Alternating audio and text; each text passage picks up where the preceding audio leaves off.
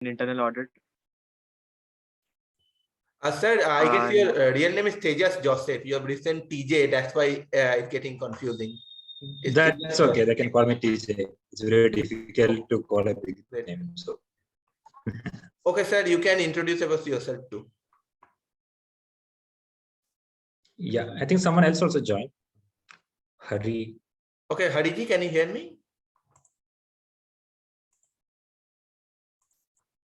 Okay, I guess he's not audible. Sir, you can introduce yourself. Sure. So myself, Thejus Joseph. I am part of an incubator called Fire, based out of Goa.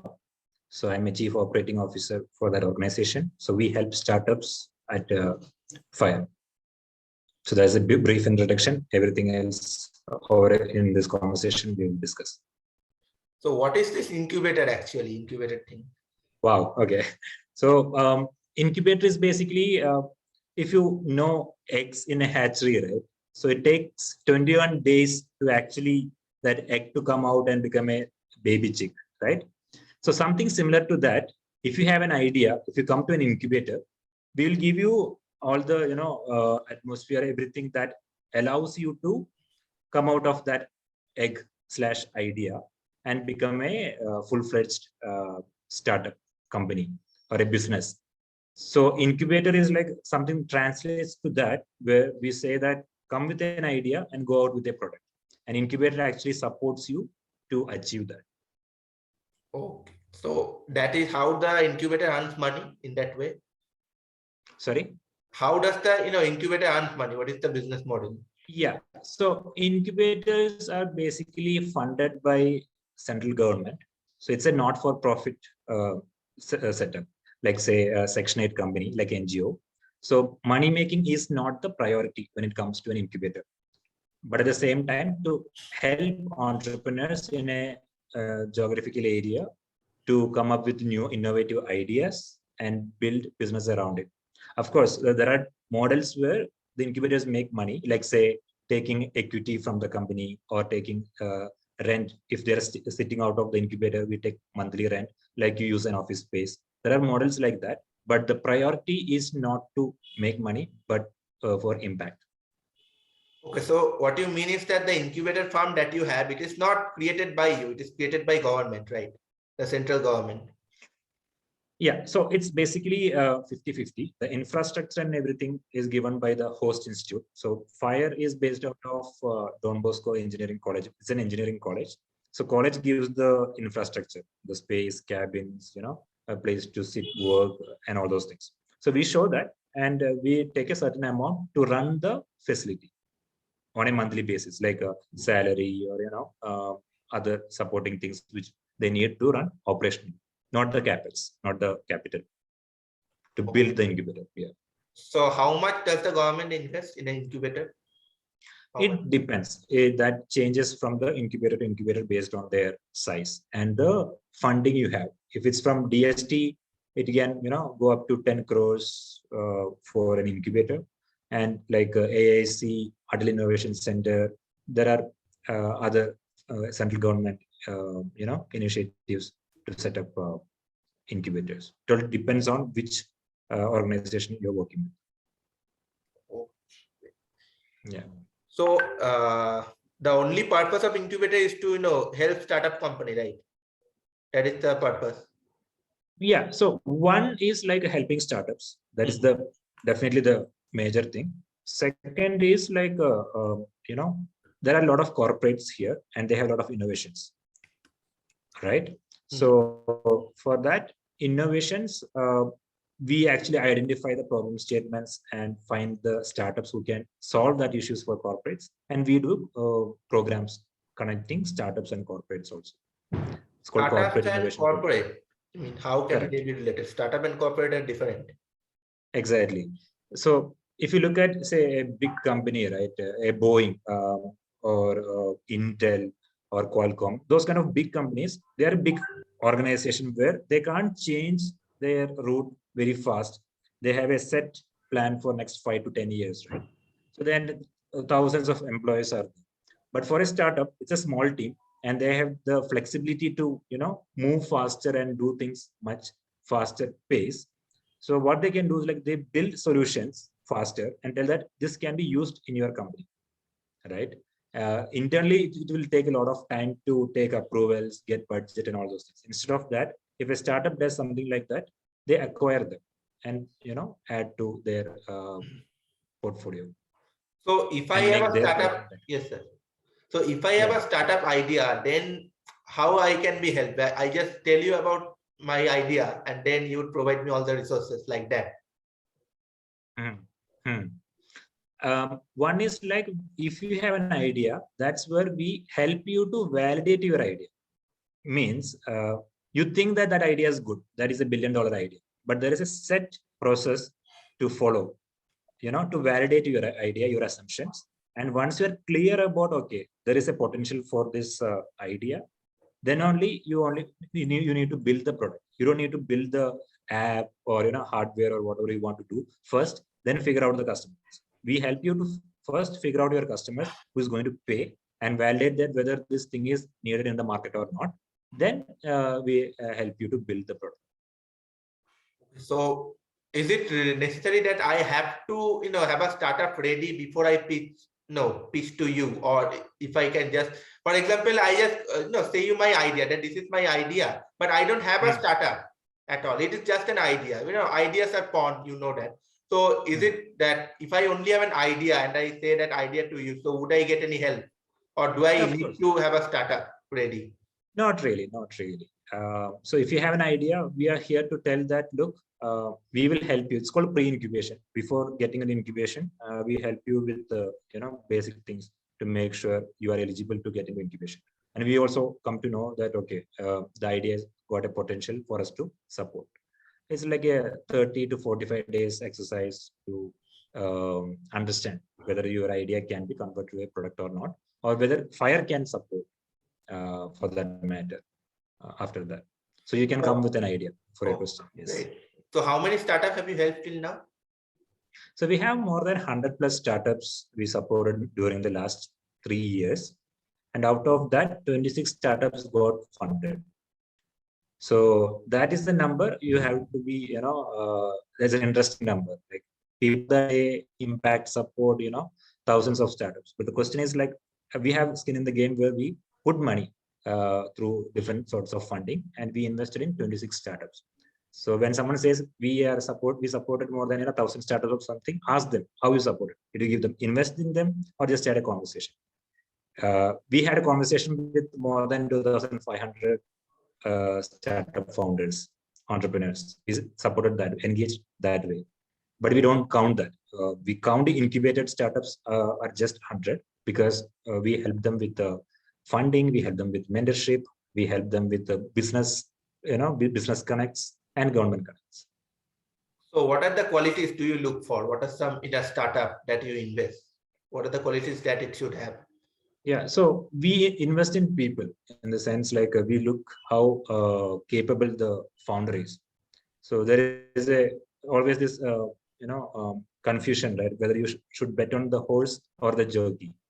So we always bet on the jockey, not the horse, because if he's a good founder, who's a good hustler, who can figure things out on the go, even if the idea is not good, he will pivot the idea. He will change the idea that actually suits the market. And that's the kind of people we support. Okay, so let's say that a person comes up with an idea, but it is not a startup. The startup and normal business are different. For example, a person wants to open a bike shop, the bike shop or a garage. So a bike shop is not a startup necessarily because it is not something unique. So if he comes with you that idea, so would he get any kind of help? It's just a normal business. So yeah, as an incubator, we don't support directly, but we have a couple of verticals with us who can help with MSME business and all, like say to help with getting loans from central government and state government and everything. That's not directly associated with Fire, but it's part of Fire. A couple of people working with us to make sure those kind of support is also given. Because a lot of them are get into MSME, those kind of small businesses, conventional businesses, then startups. So we feel that we need to support them also. So we have a counselor kind of a person who can actually guide you how you need to give the proposal to get the funding from government to set it up, all these kind of businesses. Yeah. Okay, Hariji, do you have any question?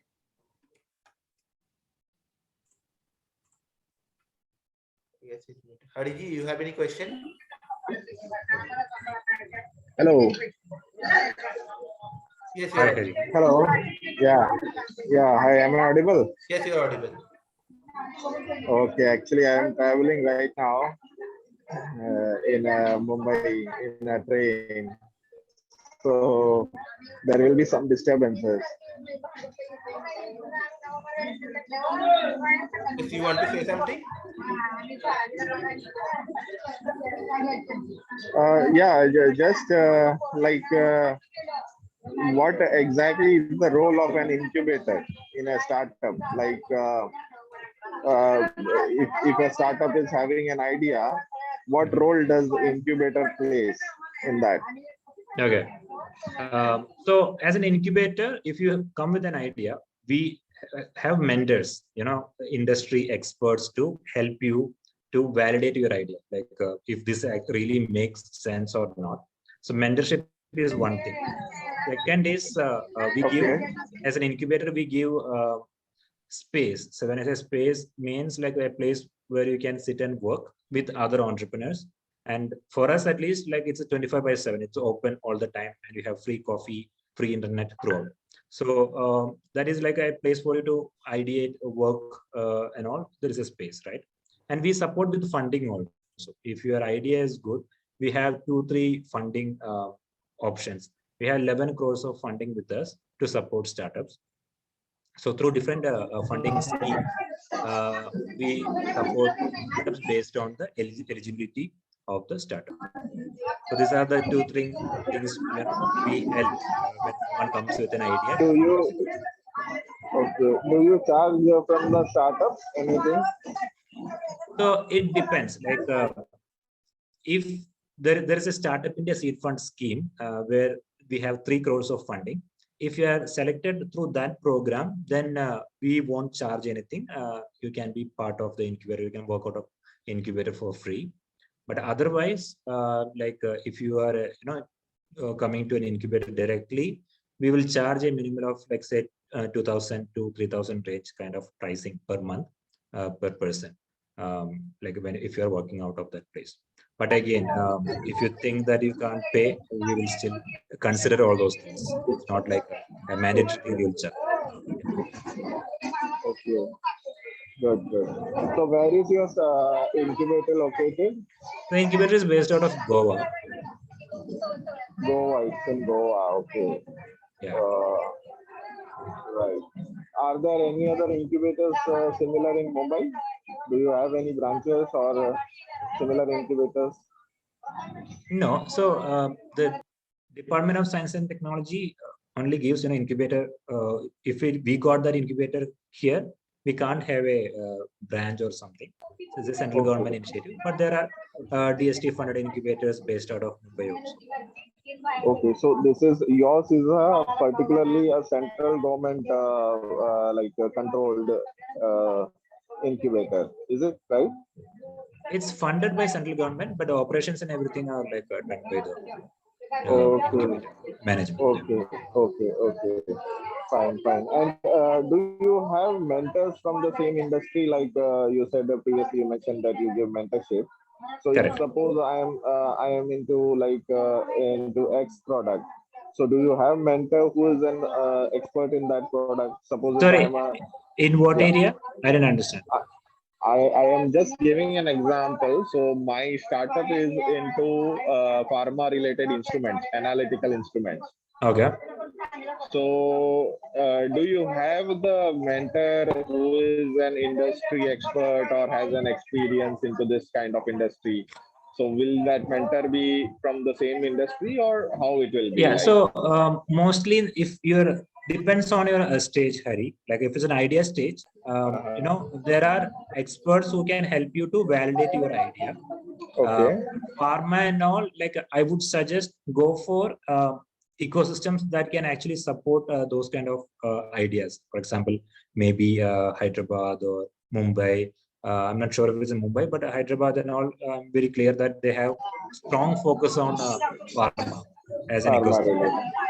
Yes. For us as an ecosystem, like tourism tech innovations, which means any solutions that improves the customer experience in a tourist ecosystem are the kind of solutions we support. Not necessarily travel and hospitality. It can be waste management, because to make the environment cleaner, clean tech related ideas, or this smart city ideas to have a better experience for the tourists and all those things will fall under tourism tech innovation. Okay. Yeah. Fine. Got it. There are a lot of biotech related incubators if your idea is into pharma, and a lot of huge funding, like 50 lakhs to 1 crore kind of fundings and all other for biotech related ideas. So you should definitely do that research, understand which are the organizations. Okay. Yeah. Okay. How can we find such incubators? What is the best way to find? Yeah, I mean, Googling is the first way. Like And that's the best way. I'm aware of, and yeah, I'm aware of Venture Center in Pune, NCL, near Right. NCL. Yeah. So that is one of the incubator. But apart Right. from that, yeah, if I want any other alternatives, so what is the way to search, and which incubators are there in Mumbai as such? Yeah, so you can find a list of incubators all over the country based on the sector, like where they focus on, like say pharma or hardware, or fintech or healthcare. So you search for biotechnology incubators, you will find, and pharma related incubators you type, you will find those. Okay. No, but there are many when we, as you know, like online thing, it's Yeah. very vague. You get many results in that. Right. So how to get a particular result? How to get a particular genuine incubators? The only way is to talk to them. I mean, reach out to them and asking the right questions. Like, how can I, like the questions you're asking me, right? Do you have mentors? Like, if you have mentors, like, are they specifically to pharma? And how much, what's their profile, and how much time they're ready to spend with me? And do you take equity from my company, or do you take money? Monthly you take, money kind of thing. What are the other benefits I can avail? Is there any other pharma related, incubatees, startups working out of a place, so that you can talk to a similar kind of founders, right? So like that, you ask a set of questions, and if they are giving satisfactory answers, and if they're giving 1 or 2 references for you to talk, then you should definitely, pursue that. That's my suggestion. Okay, fine. Yes. Yeah. Still, if you couldn't Thanks. find it, let me know. Even after you joining, happy to give my feedback. Can I get your contact details so that? Yes, I can share it. I have the number. I will share it. Okay. Yes. Yeah. Okay, fine. That's it. That means Thank you, and all the best. Yes, sir. Yeah, well, thanks. Yeah, so that means the incubator can support a person from all over India, right? Correct. Like I am from Kolkata here in Goa. So if I pitch my startup idea, I can get support here too. Definitely. There are a lot of startups from, we invested in one of the IIT Guwahati startup, 12.5 lakhs recently as a grant, which means like we don't take any equity or anything. It's a grant which they can use. So there are like startups like that we are supporting. So irrespective of which location you are in, if you're a good startup and if you feel that we can support, we are more than happy to support. So do you provide guidance for real estate business or support for real estate? Like in future, I want to start. Is it a business? Yes. No, go ahead. Yes, you're saying something. No, please go ahead. Like I'm trying to Yeah, understand what is like the real I was estate saying that business you in meant. future I want to start my own business in the real estate sector. So do you provide support for real estate too? Is there a technology involved in this idea, or like No, I like is to it the start conventional something business? like real estate investment business. Really? Okay. But why you need an incubator for that? That's a So that's straightforward why thing. I'm just asking that. Yeah, yeah. No, see, you always see incubators like you just see a hospital or any other facilities, right? You go there if you think you need, you can get some help out of it, right?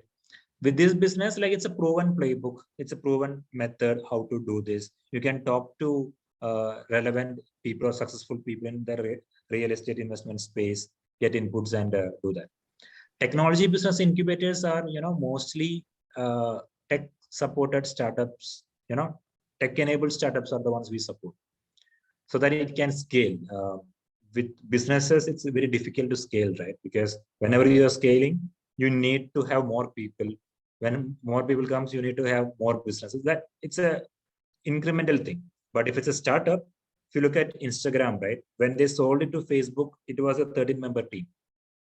Like it was $1 billion valued company, but the team size was like 13, less than 15 members were there. So that's an exponential growth. You have some tech, that's it, and it's an app or something. People buy it irrespective of upgrading your technology or increasing the number of team members. It still grows. So that's a tech startup or a startup compared to conventional business, right? So conventional business is already proven, or there are enough people who can support and players are out there. This is more in innovation technology. Like, but if you're telling that I have a platform to help these real estate, investments and to give intelligence and tell that what are the best investments. If we have a platform you build based out of technology using artificial intelligence, machine learning, and everything, then it's a tech startup in a real estate space. Then we would be able to help you. So to give you a context. So why is it that 90% of startups fail, do you think? There are multiple reasons. Say, for example, one is like the timing. Like people who start this idea way before the idea can actually survive. That can be a reason. Or people who couldn't find a product market fit is a second reason. And if there is not enough, like you are not solving a problem, that's a big issue. Everyone got an idea, but the question is like, are you actually solving someone's issue, problem? If it's not a painkiller, if you're not supporting anyone, or if you're not solving anyone's issue, it's just a vanity project. So if you see, look, a lot of engineering college, they got a lot of projects, right? They don't turn to be a products. You can see a lot of news that there's an innovative idea happen, but the question is like, what it takes to convert that into a product where customers are ready to pay. And for me personally, the biggest reason we in our from kind of supported more than 500 startups so far. So founders conflict is one big thing. Finding the right team is a big issue, and that actually makes and breaks a company. You can have a great idea, you can have great individuals, but if they don't gel together, if they don't work together, it's bound to fail. So for me, founder conflict is that tops the list of multiple other reasons. But it's not funding, it's not technology or anything. It's those are small reasons, but the biggest reason is the team and the founders conflict to run a business. That's where incubators come and tell how to write a agreement, or from day one how to treat it as a business, how to navigate through all these issues peacefully and maturely and all those things. So yeah. Okay, Hadiki, any more question do you have? Okay, I guess no question. So No, Aritra. okay. So what would be your piece of advice for any aspiring entrepreneur? Aspiring entrepreneurs, one thing is like your ability, you should have the humility, even if it's a success or a failure, you should have that trait to balance it out. If it's because you're going to see a lot of rejections during your startup journey. That's given. Even if you have an incubator support, if you have hundreds of support, you're going to see a lot of rejections, and you shouldn't get disheartened. So that is one quality.